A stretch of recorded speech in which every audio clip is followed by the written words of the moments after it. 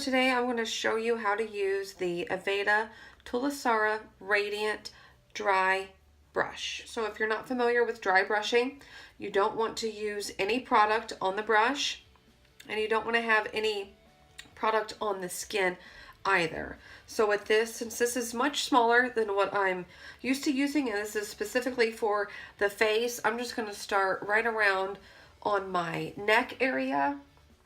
And just with really light strokes, I'm just going to stroke up the neck, and this will increase blood circulation and also create some micro exfoliation.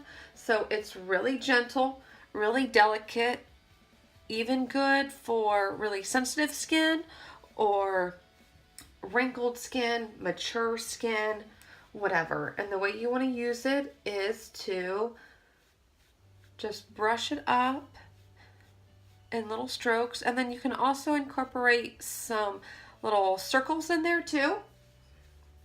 And this actually feels really nice. It's not as stimulating as what the body dry brush is, and you really only need to do this for about a minute. On the forehead, I just like to kind of go back and forth a little bit. So exfoliation is really important for the skin.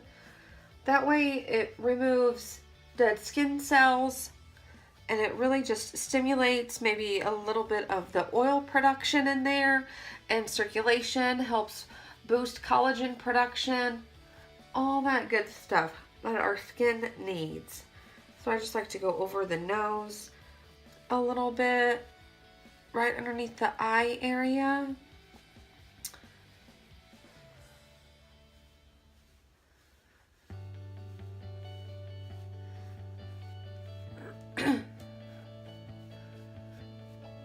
And then I'm going to finish with my favorite serum.